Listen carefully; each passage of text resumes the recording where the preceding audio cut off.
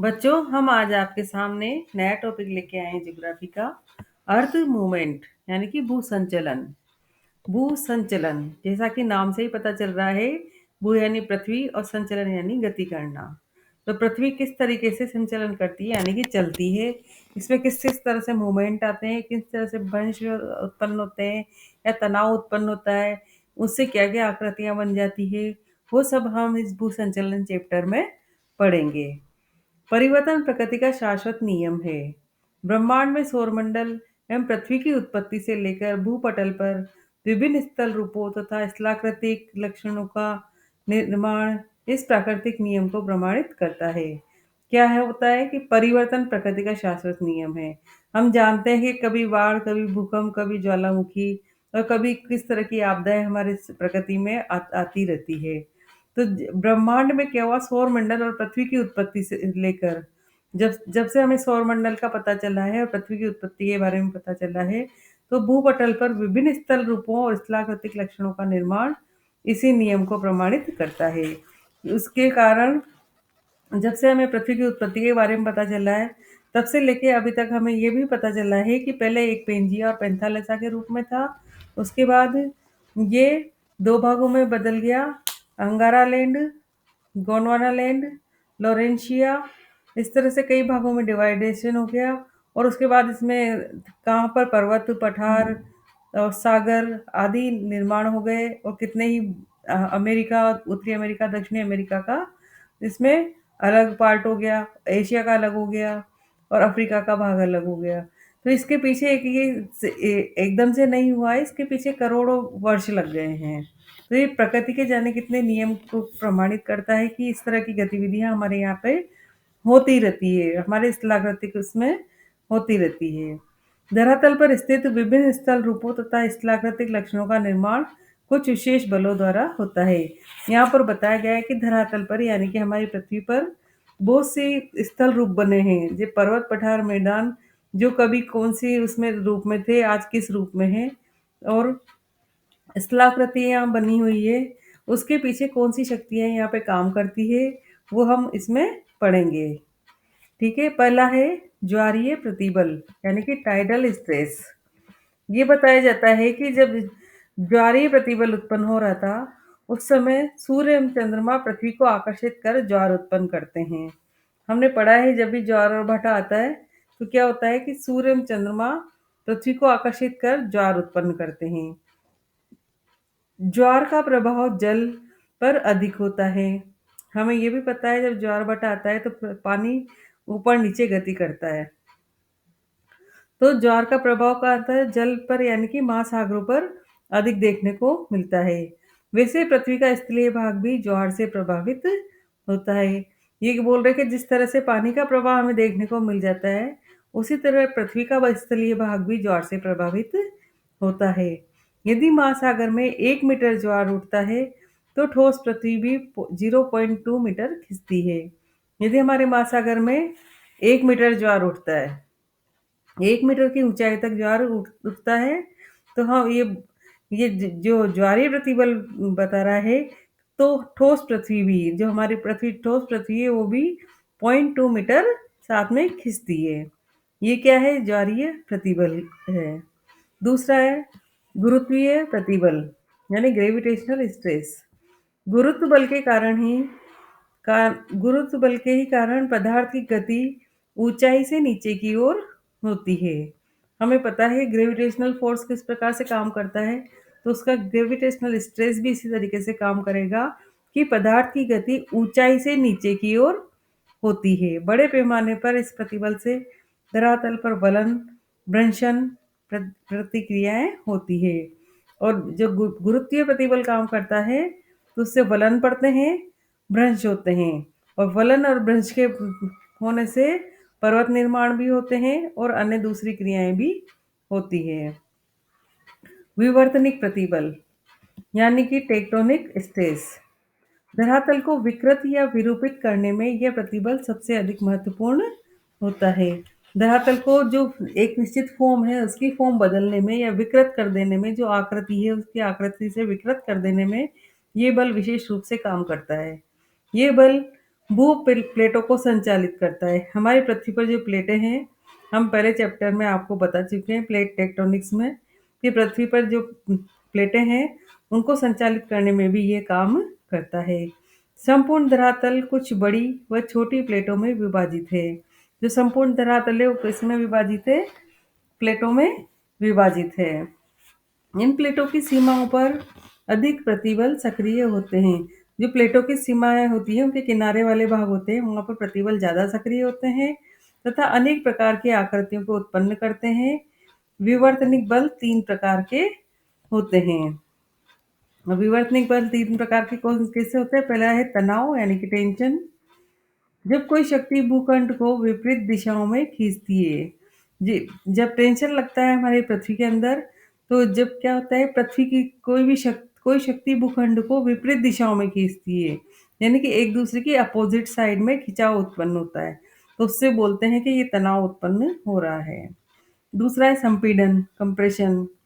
जब कोई शक्ति भूखंड के विपरीत सिरों को दबाकर परस्पर निकट लाती है, यानी कि इससे क्या हो रहा है कि कोई शक्ति भूखंड के विपरीत सिरों को दबाकर परस्पर कहाँ ला रही है? निकट ला रही है, एक दूसरे के नजदीक ला रही है।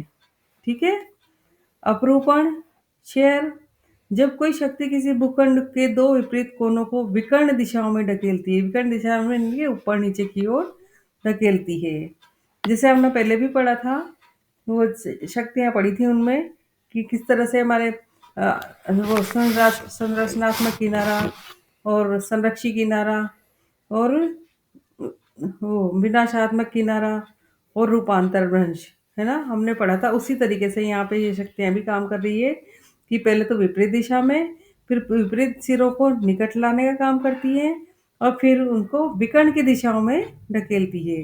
तीनों कंडीशन है तनाव, संपीड़न, अपरूपण। ठीक है। भूपटलीय संचलन, क्रिस्टल मूवमेंट। विभिन्न प्रकार के अंतर्जात बलों की क्रिया से धरातल पर संचलन होते हैं। संचलन यानी कि एक गति, एक मूवमेंट होता है ना।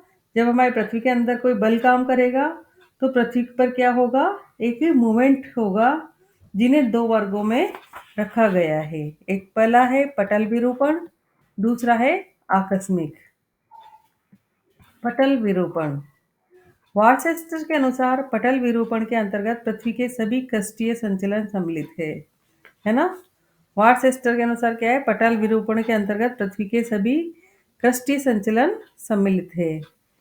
पृथ्वी के आंतरिक भाग में क्षैतिज एवं ऊर्ध्वाधर गतियों के फलस्वरूप अनेक प्रकार की विकृतियां भूपटल पर निर्मित होती है। कौन कौन सी आंतरिक भाग में कौन सी गति हो रही है?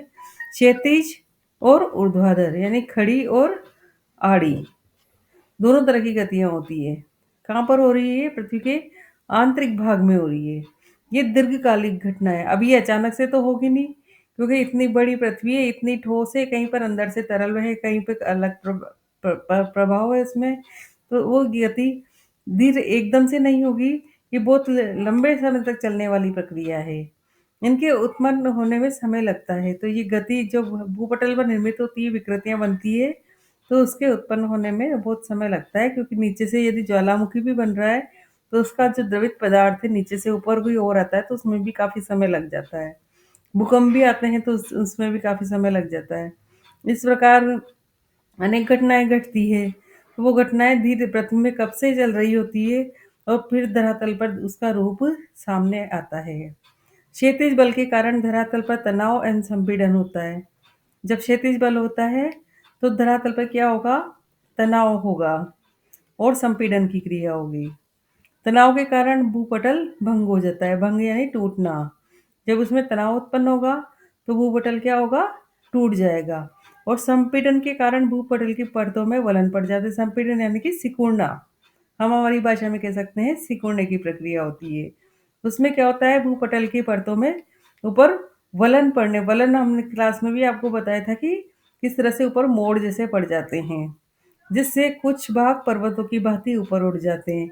और वह वलन की प्रक्रिया जब लंबे समय तक चलती रहती है तो वो ऊपर की ओर उठना स्टार्ट हो जाती है, जिससे पर्वत बनना शुरू हो जाती है। कहीं घाटी के समान नीचे धंस जाते हैं और कई ऐसी जगह होती है कि उसके नीचे धंस जाते हैं और कहीं ऊपर उठ जाते हैं। जिससे पर्वत के निर्माण की प्रक्रिया संपन्न होती है। आकस्मिक घटनाएं, सडन मूवमेंट, ये अकस्मात उत्पन्न होती है। इन्हें उत्पन्न करने या सक्रिय बनाने का कार्य भूगर्भ में पहले से चालू रहता है ना।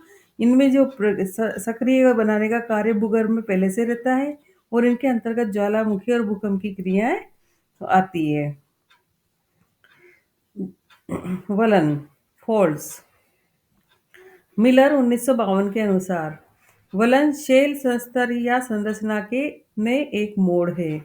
वलन क्या होता है? जो वलन हमने इतने सारे कॉन्सेप्ट पढ़े, इससे भी पहले और भी चैप्टर में पढ़ा, तो हम बाद में बार बार ये देख रहे थे कि तलछट होता है, वलन होता है और उससे पर्वत निर्माण होता है। तो यहाँ मिलर महोदय कह रहे हैं कि वलन शेल संस्तर या संरचना में एक मोड़ है। अभिनति, सिंकलाइन। लहरदार मोड़ का गर्त वाला भाग अभिनति कहलाता है। किसका भाग? लहरदार मोड़ का गर्त वाला भाग। गर्त वाला यानी कि नीचे जो गड्ढा जैसा बन जाता है, वो भाग क्या कहलाएगा? अभिनति। और अपनति, एंटिक्लाइन। मोड़ के ऊर्ध्व भाग को अपनति कहते हैं। जैसे कि यहाँ चित्र बनाया हुआ है, उसमें देखो नीचे के जो गड्ढे नुमा भाग है वो है अभिनति अक्ष, और जो ऊपर पर्वतनुमा चोटी चोटी पर जो है उस भाग को बोलते हैं हम अपनति अक्ष। ठीक है, यहाँ अब आपको क्लियर हो गया होगा। आगे बढ़ते हैं हम इसी में ही। आकार, विस्तार, स्वरूप एवं संरचना की भिन्नता के अनुसार वलन निम्न प्रकार के होते हैं। किस किस के अनुसार पढ़ रहे हैं हम? एक उसके आकार के अनुसार, एक उसके फैलाव यानी विस्तार के अनुसार, एक उसकी संरचना और एक स्वरूप की भिन्नता के अनुसार। वलन कितने प्रकार के होते हैं? वलन को हम यहाँ डिटेल में पढ़ेंगे। पहला है सममित वलन। सममित वलन है साधारण खुले हुए वलन की दोनों भुजाएं यदि समान झुकी होती है तो वह सममित वलन कहलाता है। जैसे ऊपर उठा हुआ भाग और नीचे गया हुआ भाग, यदि ये ऊपर उठे हुए भाग में बीच में एक लाइन खींची हुई है, इसे हम देख सकते हैं कि इसके दोनों ओर, है ना, दोनों के बीच में एक पार्ट बनाने के लिए एक लाइन खींची हुई है, इसके दोनों ओर भाग एकदम समान आ रहा है, दोनों भुजाएं लगभग समान झुकी हुई है, इसलिए इसको हम बोलते हैं सममित वलन। एक बार हम चित्र में स्पष्ट कर लेते हैं। सममित वलन को एक वलन बना हुआ है, पर्वतनुमा भाग बना हुआ है ना, उसके बीच में हमने एक लाइन खींची हुई है। ठीक है, तो इस लाइन के दोनों ओर हम देख सकते हैं कि बराबर का भाग आ रहा है और समान झुका हुआ है, इसलिए क्या कहलाएगा? सममित वलन। दूसरा है असममित वलन।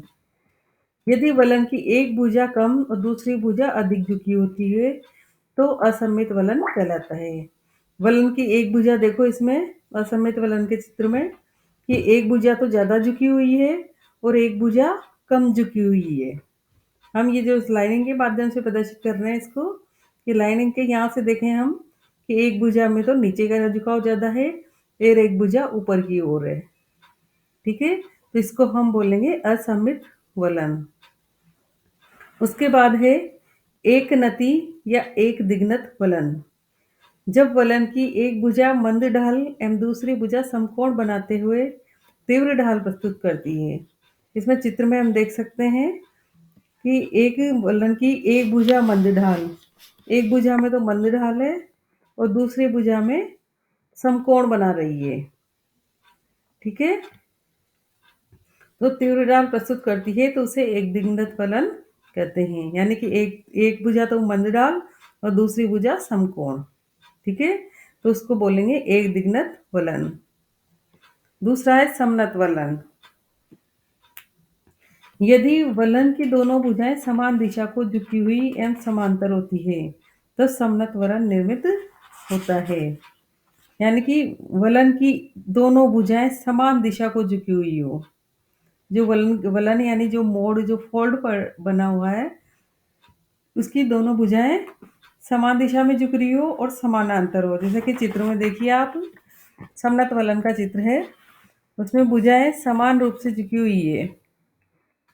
ध्यान से देखिए, मोड़ पड़ रहा है जैसे हमने कुछ बना रखा हो, इस तरह से समान रूप से झुकी हुई है और समान रूप से उठी हुई है, बिल्कुल समान गति है इसमें, तो इसको बोलेंगे समनत वलन।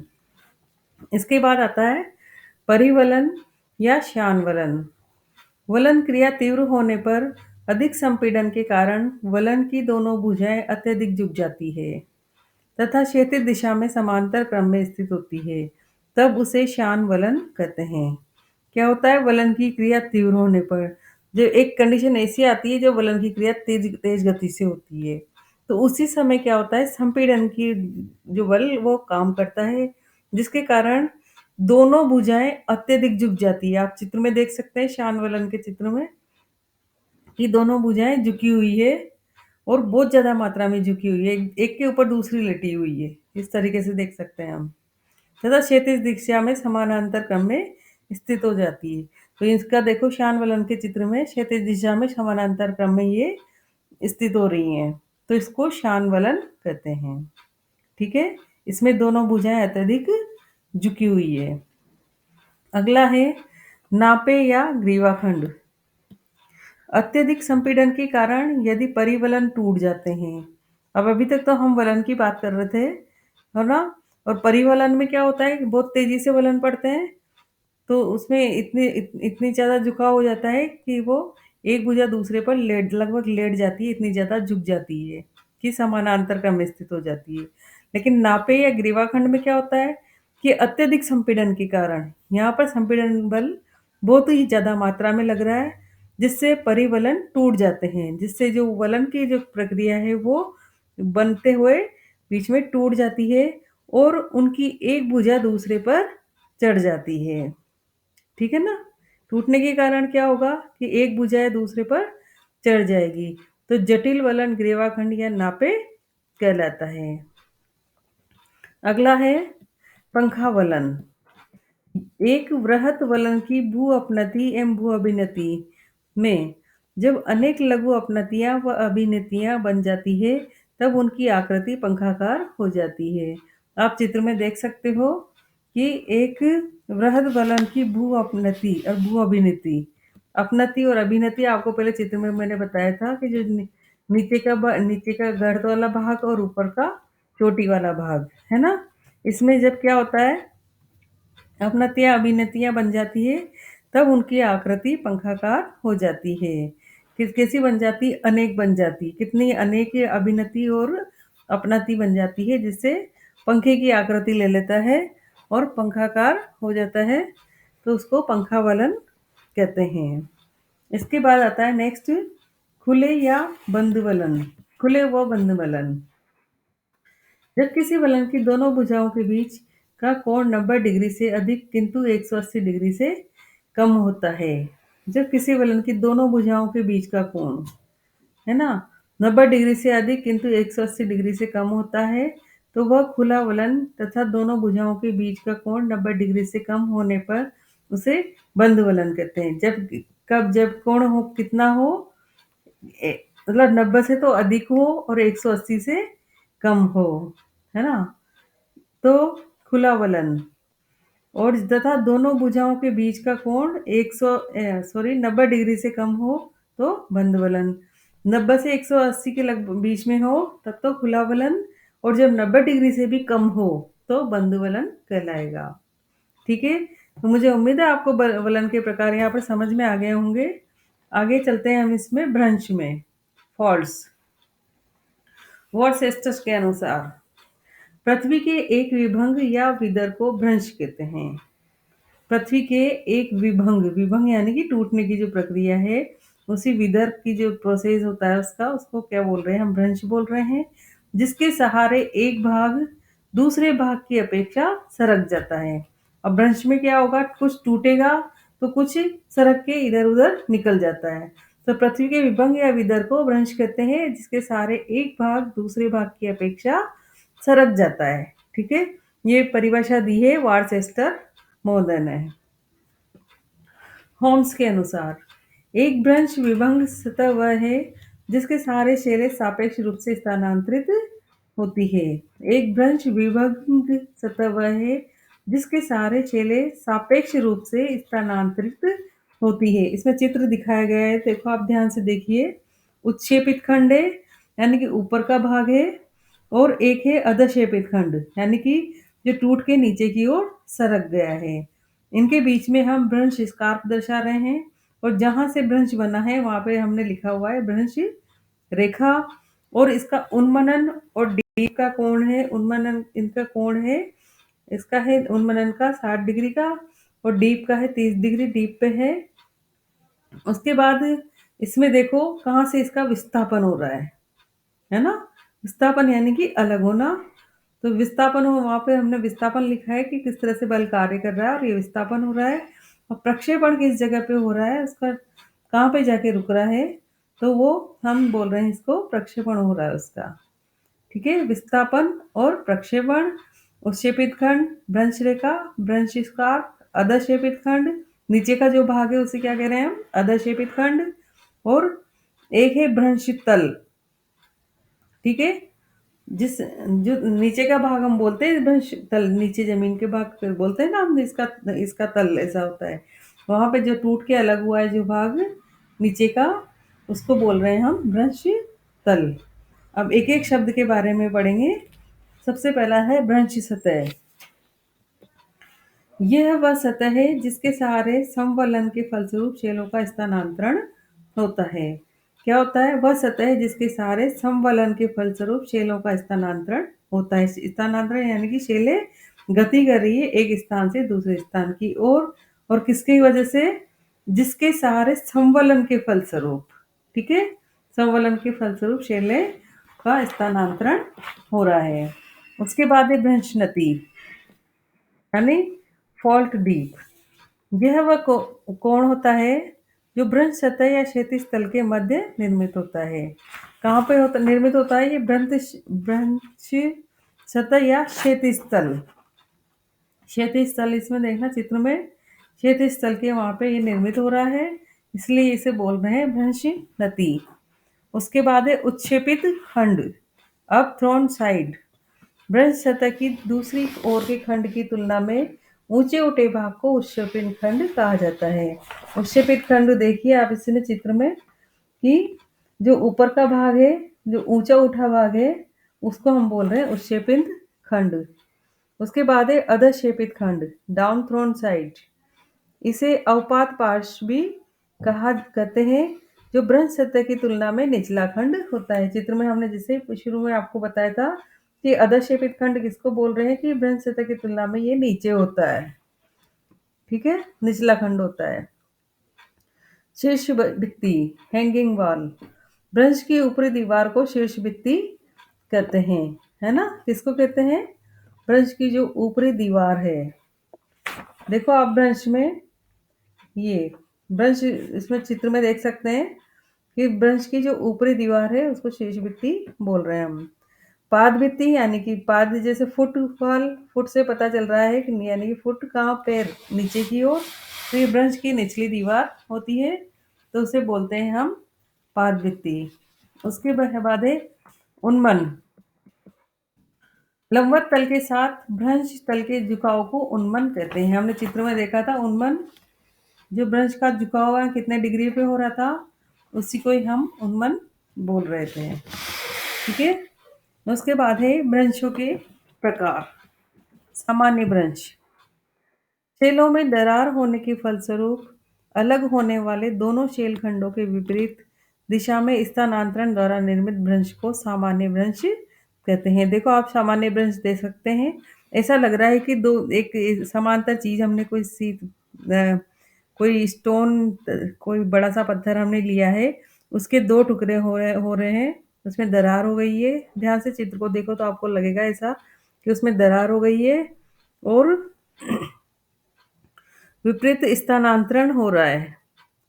तीर के निशान देखो एक दूसरे के विपरीत दिशा में जा रहे हैं, है ना? स्थानांतरण द्वारा निर्मित जो भ्रंश बनता है, इस तरीके से विपरीत दिशाओं में होने पर जो भ्रंश बनता है उसको बोलते हैं हम सामान्य भ्रंश, यानी साधारण तरीके से टूटने की जो प्रक्रिया है, या दरार पड़ने की प्रक्रिया बोल सकते हैं, या शेल खंडों में विपरीत दिशा में स्थानांतरण होने की प्रक्रिया है, जो भी हम कह सकते हैं, इसको बोलते हैं सामान्य भ्रंश।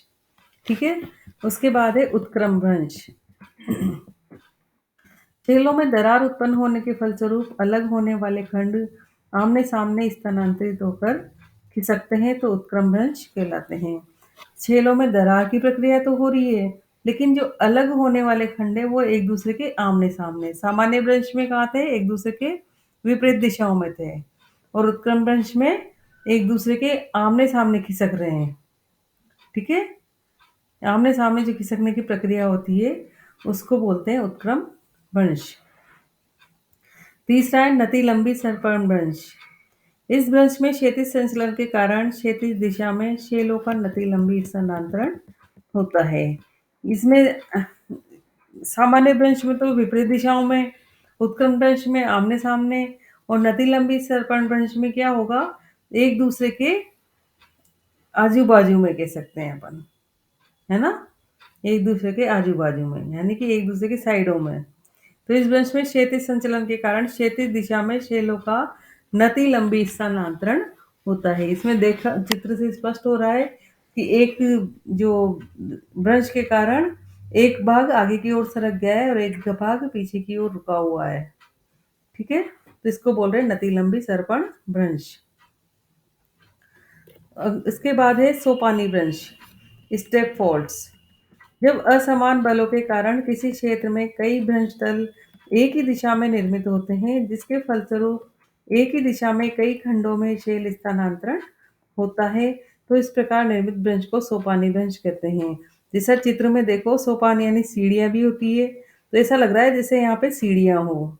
तो ये क्या हो रहा है कि एक ही भ्रंश नहीं हो रहा है यहाँ पे, या एक ही दिशा में कई भ्रंश हो रहे हैं, कई भ्रंश तल एक ही दिशा में निर्मित हो रहे हैं।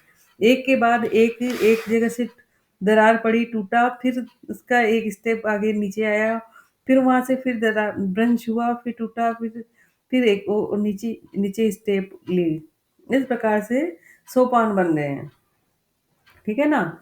तो कई इसके क्या होता है, एक ही दिशा में कई खंड हो गए, ये एक ही दिशा में हुए, एक के बाद एक के बाद एक होते चले गए, कई खंड बन गए और शैलों का स्थानांतरण होता चला गया। स्थानांतरण यानी कि अपनी जगह से दूसरी जगह की ओर जाना।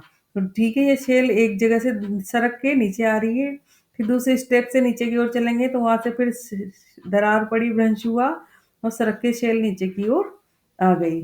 तो इस तरह के भ्रंश को कहते हैं सोपानी भ्रंश। इसके बाद थैंक यू। आप हमारे चैनल को लाइक, शेयर एंड सब्सक्राइब करें। यही आपका चैप्टर समाप्त होता है। नमस्कार।